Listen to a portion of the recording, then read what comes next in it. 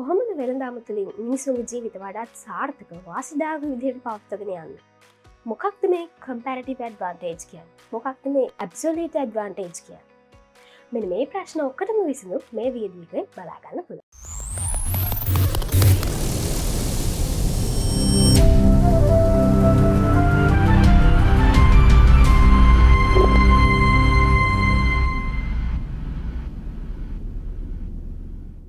සුබ දවසක් වේවා කියලා ප්‍රාර්ථනා කරන වෙනද වගේම අපිත් එක්ක එකතු වෙලා ඉන්න ඔයගොල්ලෝ හැම දිනකටම. අද අපි කතා කරන්න යන්නේ ඉන්ටර්නැෂනල් ට්‍රේඩ් ගැන. ඒ කියන්නේ අන්තර්ජාතික වෙළඳාම ගැන. අන්තර්ජාතික වෙළඳාම ගැන කතා කරනකොට අපිට කතා කරන්න තියෙන වැදගත්ම කන්සෙප්ට් එකක් තමයි ඉන්ටර්ඩිපෙන්ඩන්ස්. අපි බලමු මොකක්ද ඉන්ටර්ඩිපෙන්ඩන්ස් එකක් කියන්නේ කියලා.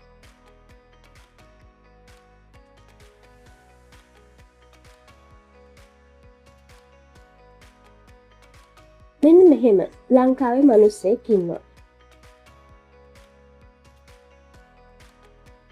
හරිද?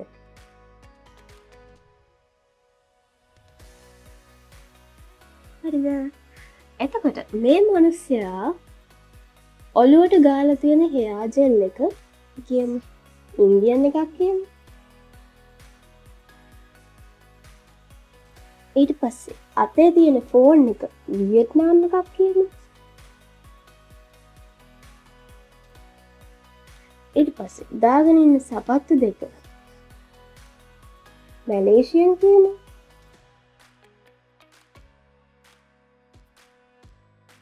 අතේ දාගෙන ඉන්න වොච් එක ස්විස්ටර්ලන්ඩ්. ඊට පස්සේ ඇඳන් ඉන්න ඇඳුම ශ්‍රී ලංකන් කියමු.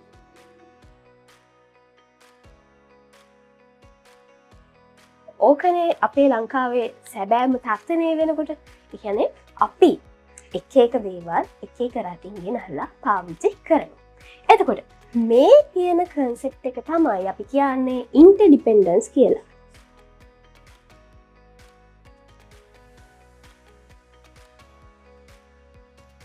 ඒ කියන්නේ අපි ගාව තියෙන දේවල් පිටරටට දීලා පිටරට තියෙන ඒවා අපි ගන්න එක තමයි අපි කියන්නේ මේ සම්පූර්ණ ක්‍රියාවලිය තමයි අපි කියන්නේ ඉන්ටර්ඩිපෙන්ඩන්ස් කියලා. එතකොට ඔයාලට මතක ඇති සමහර විට අපි මේ වීඩියෝ සීරීස් එක කරනකොට පළවෙනි වීඩියෝ එක විදිහට අපි කතා කරා ඉකොනොමික් ප්‍රින්සිපල්ස් ගැන. අන්න ඒ ප්‍රින්සිපල්ස් අතර තිබ්බ එකක් තමයි everyone can better off with trade. ඒ කියන්නේ හැමෝටම සාර්ථකව ඵලදායී වාසිදායක ජීවිතයක් ගත කරන්න පුළුවන් මේ වෙළඳාම හරහා. ඒ කියන්නේ එකිනෙකා මත යැපිලා අන්තර්ක්‍රියා කරලා වාසිදායක විදිහට අපිට ට්‍රේඩ් එහෙම නැත්නම් වෙළඳාම කියන කන්සෙප්ට් එක කරගෙන යන්න පුළුවන්. ඒකට එකිනෙකාට වැඩි වාසි තියෙන ආකාරය මොන විදිහට කියලා හොයාගෙන අන්නේ වැඩි වාසි තියෙන දේවල් අපිට අරගෙන අවාසි තියෙන දේවල් එහෙම නැත්නම් පාඩු සිද්ධ වෙන දේවල් අපින් ඉවත් කරලා වැඩි වාසි ගන්න අපිට මේ ට්‍රේඩ් එක භාවිතා කරන්න පුළුවන්. එතකොට මේ ඉන්ටර්ඩිපෙන්ඩන්ස් කියන කන්සෙප්ට් එක ගැන කතා කරනකොට තවත් වැදගත් පොයින්ට්ස් දෙකක් තියෙනවා අපි දැනගන්න ඕනේ. ඒ කියන්නේ ඉම්පෝර්ට් සහ එක්ස්පෝර්ට්. ඉම්පෝර්ට් කියන්නේ දැන් හිතන්නකෝ ලංකාව කියලා. එතකොට ලංකාවට පිටරටකින් මොන හරි දෙයක් ගේනවා නම් අපි කියනවා ඒකට ඉම්පෝර්ට් එකක්. එහෙම නැත්නම් ආනයනයක් කියලා. එතකොට ලංකාවේ තියෙන නිෂ්පාදනයක් පිටරටකට යවනවා නම් අපි ඒකට කියනවා අපනයනයක්. එහෙම නැත්නම් එක්ස්පෝර්ට් එකක් කියලා. ඔන්න ඔය කන්සෙප්ට් දෙක ප්‍රධාන වශයෙන් ඔලුවට තියාගෙන අපි යන් ඉස්සරහට. අපි දැන් බලමු ට්‍රේඩ් තුලින් එහෙම නැත්නම් ඉන්ටර්නැෂනල් ට්‍රේඩ් තුලින් යම් කිසි රටවල් දෙකකට වාසි ලබා ගැනීමේ හැකියාව කොතෙක් දුරට තියෙනවද සහ ඒක ඇත්තෙන්ම වාසිදායකද කියලා. අපි උදාහරණයක් විදිහට ගමු ජපාන් and US. යම් කිසි රටක යම් කිසි නිෂ්පාදනයක් කරන්න ඒ රටේ තියෙන ලේබර් ෆෝස් එකගෙන වැඩිපුරම දායකත්වය දෙන්නේ ලේබර් ෆෝස් එක කියන්නේ ප්‍රොඩක්ෂන් ෆැක්ටර් එක. එතකොට අන්න ඒ ප්‍රොඩක්ෂන් ෆැක්ටර් එක භාවිත කරලා අපි බලමු ඉන්ටර්නැෂනල් ට්‍රේඩ් ගැන ඉගෙන ගන්න. එතකොට හිතන්න ජපාන් වලට තියෙනවා 30,000ක් ලේබර් අවර්ස්. ලේබර් අවර්ස් 30,000ක් තියෙනවා කියලා හිතන්න. US වලට ලේබර් අවර්ස් 50,000ක් තියෙනවා කියලා හිතන්න. ඒ වගේම ජපාන් වලට කම්පියුටර්ස් හදන්න ලේබාවස් 125ක් ඕනි කියලා හිතන්න. වලට කම්පියුටර් එකක් හදන්න ලේබාවස් 100ක් ඕනි කියලා හිතන්න. ඊට පස්සේ අපි තව ඇග්‍රිකල්චරල් ප්‍රොඩක්ට් එකක් ගත්තොත් එහෙම වීට් කියලා. වීට් හදන්න වීට් ටොන් එකක්. මේ එක කම්පියුටර් එකක්, මේක වීට් ටොන් එකක්. වීට් ටොන් එකක් හදන්න ජපාන්ට වැය වෙන්නේ ලේබාවස් 25යි කියලා හිතමු. ඊට පස්සේ US වලට වීට් ටොන් එකක් හදන්න අවශ්‍ය වෙන ලේබාවස් 10යි කියලා හිතමු.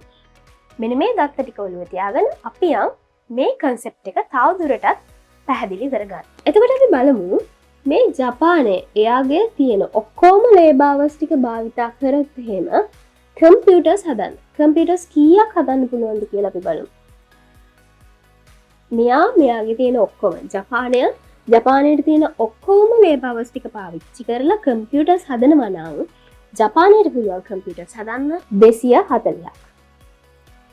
ඊට පස්සේ US වල එයාලට තියෙන ලේබාවස් ටික ඔක්කොම භාවිතා කරලා එයාලා කම්පියුටර්ස් විතරක්ම හදනවා නම් එයාලට පුළුවන් කම්පියුටර්ස් හදන්න 500ක්. හරිද? දැන් හිතන්න එහෙම නැතුව මෙයා වීට් විතරක් හදනවා නම් ජපානය වීට් විතරක් හදනවා නම් මෙයාලට කොච්චරක් වීට් ටොන් හදන්න පුළුවන්ද කියලා අපි බලමුද? මෙයාලට පුළුවන් වීට් ටොන් 1200ක් හදන්න. එතකොට මෙයාලගේ තියෙන ලේබාවස් ඔක්කොම පාවිච්චි කරලා වීට් විතරක් හදනවා නම් මෙයාලට පුළුවන් වීට් ටොන් 5000ක් හදන්න. හරිද? ඔන්න ඔය විදිහට තමයි මේගොල්ලෝ මෙයාලා ගාව විතරක් තියෙන ලේබාවස් පාවිච්චි කරත් එහෙම මෙයාලට ගන්න පුළුවන් ප්‍රොඩක්ෂන් එක. දැන් අපි බලමු මේක ග්‍රාෆ් එකකින් දක්වලා.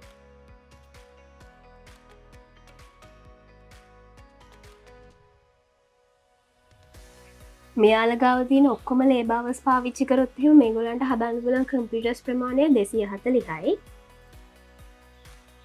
එහෙම නැතුව කම්පියුටර්ස් හදන්නේ නැතුව මේගොල්ලෝ වීට් විතරක් හදනවා නම් මෙයාලට හදන්න පුළුවන් 1200ක්.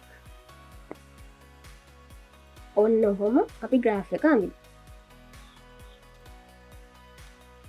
ඊට පස්සේ අපි US ගැන බලුවොත් එහෙම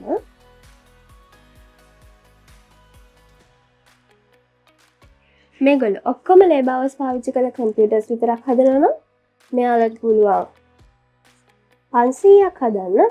මේ පැත්තෙන් මෙයාලට පුළුවන් වීට් විතරක් හදනවා නම් වීට් ටන් 5000ක් හදන්න. හරි. ඔන්න ඔය විදිහට අපිට ග්‍රාෆ් එක හැඳ ගන්න පුළුවන්. දැන් හිතන්න මේගොල්ලෝ මුළු ඔක්කොම ලේබාවස් පාවිච්චි කරන්නේ නැතුව ලේබාවස් වලින් භාගයක් පාවිච්චි කරලා කම්පියුටර්ස් හදනවා. එහෙනම් භාගයක් කියන්නේ කොච්චරද? 120ක්. මෙතනින් භාගයක් කියන්නේ කම්පියුටර්ස් 600ක්. මේගොල්ලන්ගේ තියෙන ලේබාවස් වලින් භාගයක් පාවිච්චි කරලා කම්පියුටර්ස් හදනවා භාගයකින්. ඒ කියන්නේ 250යි. ඉතුරු භාගයෙන් වීට් හදනවා කියන්නේ 2500යි. ඔන්න ඔහොම මේගොල්ලන්ට මෙයාලා ගාව තියෙන ලේබාවස් පාවිච්චි කරලා කම්පියුටර් සහ වීට් කියන ප්‍රොඩක්ෂන්ස් දෙකම කරන්න ඕන නම් මේගොල්ලන්ට තියෙන ලේබාවස් ප්‍රමාණය මේගොල්ලෝ දෙකට බෙදා ගන්න ඕනේ. හැබැයි එතකොට මෙයාලගේ උපරිම ප්‍රොඩක්ෂන් එක ගන්න හැකියාවක් නැහැ. මොකද මේක තියෙන ලේබාවස් ටික දෙකට බෙදලානේ මේ ප්‍රොඩක්ෂන්ස් දෙකම කරන්නේ. මෙන්න මේ විදිහට තමයි මෙයාලා ප්‍රොඩක්ෂන්ස් කිරීමේ හැකියාව තියෙන්නේ ට්‍රේඩ් එකක් නැතුව. එහෙම නැත්නම් ඉන්ටර්නැෂනල් ට්‍රේඩ් අන්තර්ජාතික වෙළඳාමක් සිදු කරන්නේ නැත්නම් මෙයාලගේ තියෙන ප්‍රොඩක්ෂන් රේට් මෙන්න මේ විදිහට අපිට දක්වන්න පුළුවන්. දැන් හිතමු අපි ඉන්ටර්නැෂනල් ට්‍රේඩ් මේගොල්ලෝ භාවිතා කරනවා නම් එහෙම නැත්නම් පාවිච්චි කරනවා නම් කොයි වගේ ප්‍රොඩක්ෂන් එකක්ද මෙයාලට ගන්න පුළුවන් කියලා. අපි බලමු මේගොල්ලෝ ට්‍රේඩ් භාවිතා කරනවා නම්. ඒ කියන්නේ with trade. දැන් අපි මෙන්න මෙහෙම අවස්ථාවක් ගත්තොත් එහෙම ජපානය එයාලගේ තියෙන ලේබාවස් ටික ඔක්කොම භාවිතා කරලා කම්පියුටර්ස් විතරක් හදනවා නම් එයාලට වීට් ප්‍රොඩක්ෂන් එකක් ගන්න වෙන්නේ නැහැ කියලා අපි කිව්වනේ කලින්. එතකොට මෙයාලා ට්‍රේඩ් කරනවා කියලා, ඒ කියන්නේ අන්තර්ජාතික වෙළඳාම සිදු කරනකොටත් එයාලා වීට් කියන જાතිය වීට් ප්‍රොඩක්ෂන් එක කරන්නේ නැතුව කම්පියුටර්ස් විතරක් ප්‍රොඩියුස් කරනවා නම් එයාලගේ තියෙන ඔක්කොම ලේබාවස් ටික භාවිතා කරලා මෙයාලා හදනවා 240ක් කම්පියුටර්ස්. හරි. එතකොට wheat production එක 0යි. අපි බැලුවොත් එහෙම ජපානය කම්පියුටර්ස් හදනවා 240ක්. wheat හදන්නේ නැහැ. දැන් ඒ අතර US ගැන බැලුවොත් එහෙම US කට්ටිය යාලක තියෙන ලේබර් hours පාවිච්චි කරලා wheat ටන් 3400ක් හදනවා කියලා හිතන්න. දැන් එයාලට තිබ්බ ලේබර් hours 50000ක් 50000න් wheat ටන් 3400ක් හදන්න භාවිතා වෙනවා ලේබර් hours 34000ක්. මොකද අපි කලින් කිව්වා wheat ටන් එකක් හදන ලේබර් hours 10ක් ඕනේ කියලා. දැන් බලමු අපි මෙතන කොච්චරක් ඉතුරු වෙනවද කියලා. ලේබර් hours තව ඉතුරු වෙනවා 16000ක්. එතකොට 16000න් අපිට කම්පියුටර්ස් කොච්චරක් හදන්න පුළුවන්ද කියලා බැලුවොත් එහෙම කම්පියුටර්ස් හදන්න පුළුවන් 160ක්. එතකොට 3400ක් අපි දැන් wheat හදනවානේ. wheat 3400ක් හදලා ඉවර වෙනකොට මෙයාලට පුළුවන් කම්පියුටර්ස් 160ක් හදන්න. දැන් අපි බැලුවොත් එහෙම US කම්පියුටර්ස් හදනවා 160ක්. wheat ටන් හදනවා 3400ක්. එතකොට කලින් මේගොල්ලෝ අපි කිව්වනේ භාග හදනකොට මෙයාලට පුළුවන් වුණා 120ක් කම්පියුටර්ස් හදලා මේවා 600ක් හදන්න. හරිද? මෙයාලට පුළුවන් වුණා මෙතනින් 250ක් හදලා මෙතනින් 2500ක් wheat ටන් හදා ගන්න.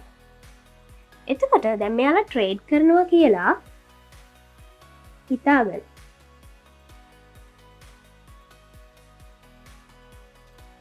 මෙන්න මේ වගේ ප්‍රොඩක්ෂන් එකක් කරලා තියෙනවා. දැන් අපි හිතමු මේගොල්ලෝ ඉම්පෝර්ට් කරනවා නම්.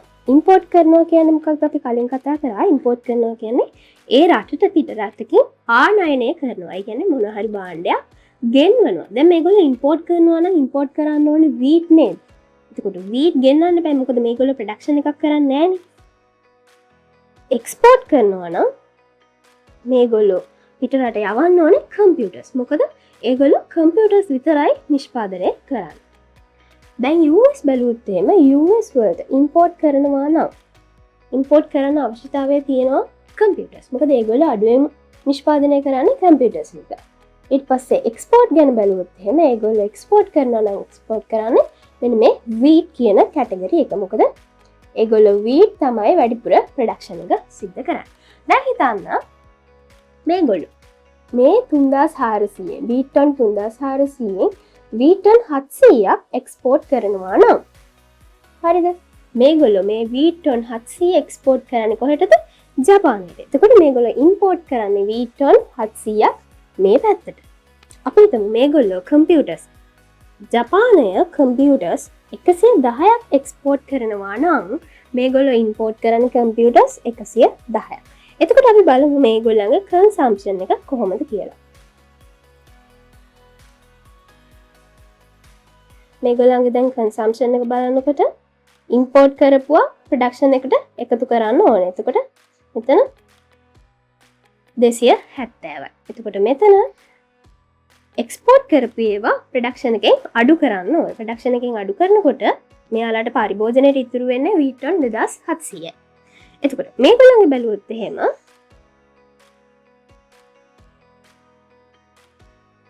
එක්ස්පෝර්ට් කරපුවා ප්‍රොඩක්ෂන් එකෙන් අඩු කරලා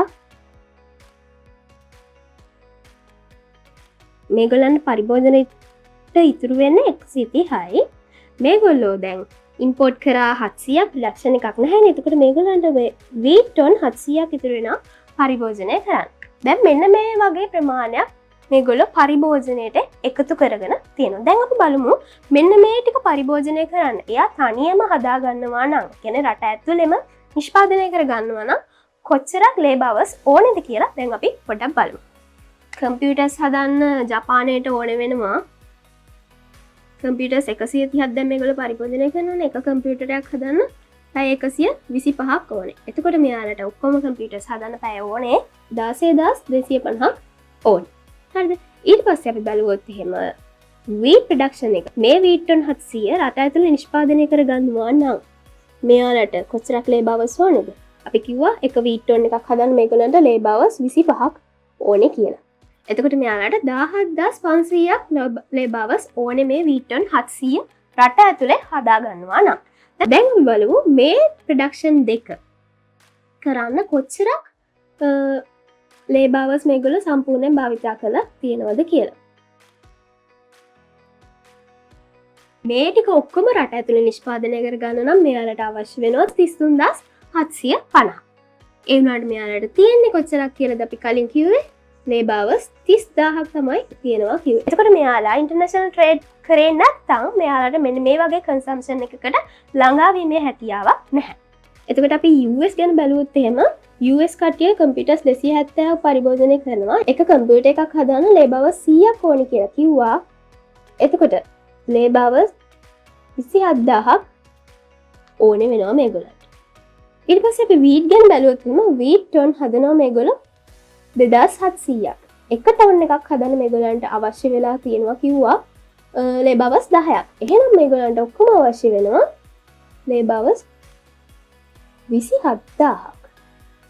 එතකොට මේ දෙකම රට ඇතුළේ ප්‍රොඩක්ෂන් එක කරනවා නම් මේගොල්ලන්ට අවශ්‍ය වෙනවා ලේබර් අවර්ස් 54000ක්. එනට ඔයාලට මතකයි අපි කලින් කිව්වා මෙයාලට දුන්නේ ලේබර් අවර්ස් 50000ක් විතරයි.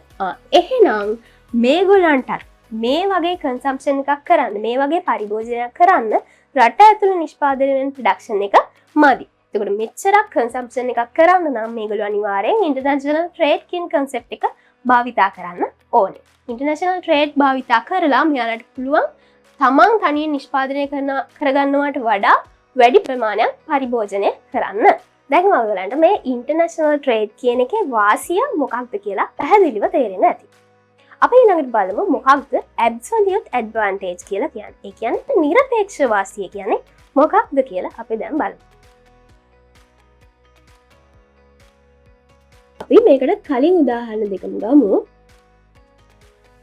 අපි කිව්වා කම්පියුටර්ස් හදන්න ජපානයට අවශ්‍ය වෙනවා ලේබර් අවර්ස් 125ක්. US වලට ලේබර් අවර්ස් 100ක්. එතකොට මෙයාලට වීට් හදන්න ලේබර් අවර්ස් 25ක් ඕනේ වෙනවා කිව්වා. මේගොල්ලන්ට ලේබර් අවර්ස් 10ක් ඕනේ වෙනවා කිව්වා. දැන් බලන්න US වල ලේබර් අවර්ස් 100ක් භාවිතා කළ කම්පියුටර් එකක් හදනකොට ජපානයට ලේබර් අවර්ස් 125ක් අවශ්‍ය වෙනවා කම්පියුටර් එකක් හදන්න. ඊට පස්සේ වීට් ප්‍රොඩක්ෂන් එක ගැන බැලුවොත් එහෙම US වල ලේබර් අවර්ස් 10ක් පාවිච්චි කරලා වීට් ටොන් එකක් හදනකොට ජපාන් වල ලේබර් අවර්ස් 25ක් ඕනේ එක වීට් ටොන් එකක් හදන්න. එහෙම බැලුවොත් එහෙම US වලට අඩුම රිසෝස් ප්‍රමාණයක් භාවිතා කළා මේ ප්‍රොඩක්ට් දෙකම හදන්න හැකියාව තියෙනවා. ඒ කියන්නේ මේකට ඕනේ කම්පියුටර් එකක් හදන්න ලේබර් අවර්ස් 100යි මේගොල්ලන්ට 125යි මේගොල්ලන්ට එක ටොන් එකක් හදන්න ලේබර් අවර්ස් 10ක් ඕනේ මේගොල්ලන්ට ලේබර් අවර්ස් 25ක්ම ඕනේ. ඒකට ඔයගලන්ට පේනවා US වල අඩු ලේබර් අවර්ස් ප්‍රමාණයකින් නිෂ්පාදන දෙකම සිදු කර ගැනීමේ හැකියාවක් තියෙනවා කියලා. දැන් ඔයගලන්ට මතකයි ලේබර් අවර්ස් කියන්නේ මේගොල්ලන්ගේ රිසෝස් එක, ප්‍රොඩක්ෂන් ෆැක්ටර් එකක්, රිසෝස් එකක් එහෙම නැත්නම් ප්‍රොඩක්ෂන් ෆැක්ටර් එකක්. ඔයාලට මතක ඇති ප්‍රොඩක්ෂන් ෆැක්ටර්ස් කියන්නේ මොනවද කියලා? ලෑන්ඩ්, ලේබර්, කැපිටල්, එන්ටර්ප්‍රෙනර්ෂිප් කියලා අපි කියවනේ. එතකොට මේකදී අපි කිව්වා ලේබර් කියන්නේ ප්‍රොඩක්ෂන් ෆැක්ටර් එකක් කියලා. එතකොට මේ ප්‍රොඩක්ෂන් ෆැක්ටර් එක අවම වශයෙන් ඒ කියන්නේ අඩු රිසෝස් ප්‍රමාණයක් පාවිච්චි කරලා මේගොල්ලන්ට පුළුවන් මේ කියන නිෂ්පාදන දෙකම මේ කියන ප්‍රොඩක්ට් දෙකම නිෂ්පාදනය කිරීමේ හැකියාවක් මේ US වලට තියෙනවා. එන්න ඒ වගේ අවස්ථාවකට අපි කියනවා US වලට absolute advantage එකක් තියෙනවා කියලා. ඒ කියන්නේ අඩු රිසෝස් ප්‍රමාණයකින් යම්කිසි නිෂ්පාදනයක් කිරීමේ හැකියාවක් යම්කිසි රටකට තියෙනවා නම් අපි ඒ රටේ ඒ ප්‍රොඩක්ට් එක කරන්න absolute advantage එකක් එහෙම නැත්නම් නිරපේක්ෂ වාසියක් තියෙනවා කියලා අපි කියනවා. ඊළඟට අපි බලමු comparative advantage එකක් කියන්නේ මොකක්ද කියලා.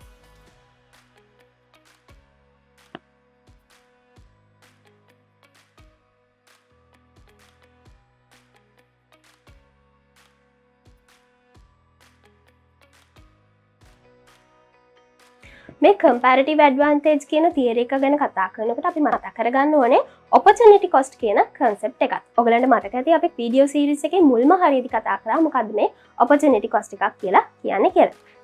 ඒ කියන්නේ එක රටක භාණ්ඩ දෙකක් නිෂ්පාදනය කිරීමේ හැකියාවක් තියෙනවා කියලා හිතමුකෝ. මෙන්න මේ වගේ කෙනෙක් කම්පියුටර්ස් හදන්නත් පුළුවන් ඒගොල්ලන්ට wheat හදන්නත් පුළුවන්. එතකොට එක අවස්ථාවක ඒගොල්ලෝ තෝරගන්න බෑ කම්පියුටර්ස් හදනවද wheat හදනවද කියලා.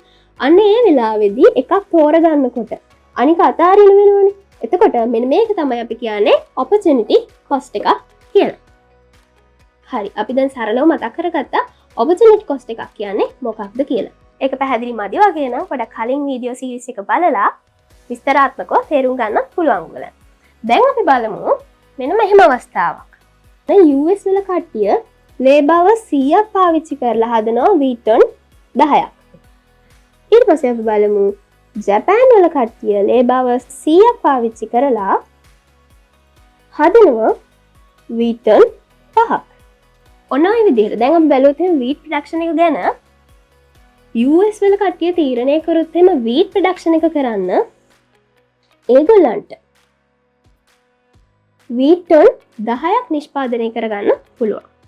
ඊට පස්සේ ජපාන් වල කට්ටිය තීරණය කරොත් එහෙම wheat production එක කරන්න ඒගොල්ලන්ට wheat ton 5ක් නිෂ්පාදනය කර ගැනීමේ හැකියාවක් තියෙනවා. එතකොට මේගොල්ලෝ කම්පියුටර් එකක් හදනවා නම් මේගොල්ලන්ට wheat ton 10ක් නිෂ්පාදනය කිරීමේ අවස්ථාව නැති වෙලා යනවා. ජපාන් වල කට්ටිය කම්පියුටර් එකක් හදනවා නම් මේගොල්ලන්ට අතාරින්න වෙන්නේ wheat ton 5ක් නිෂ්පාදනය කරන එක විතරයි. ඒ වුණාට මේගොල්ලෝ US වල කට්ටිය කම්පියුටර් එකක් හැදුවොත් එම wheat ton 10ක් නිෂ්පාදනය කරගැනීමේ හැකියාව ඒගොල්ලන්ට නැති වෙලා යනවා. ඒ වුණාට ජපාන් වල කට්ටිය කම්පියුටර් එකක් නිෂ්පාදනය කරන වෙලාවේදී මේගොල්ලන්ට අතාරින්න වෙන්නේ wheat ton 5ක් නිෂ්පාදනය කරන එක විතරයි. එතකොට අපිට කියන්න පුළුවන් සාපේක්ෂව ජපාන් වලට අඩු opportunity cost එකක් තියෙනවා කියලා. එතකොට opportunity cost එක අඩුයි නම් අපි කියනවා ඒකට තියෙනවා කියලා ඒ production එක කරන්න comparative advantage එකක්.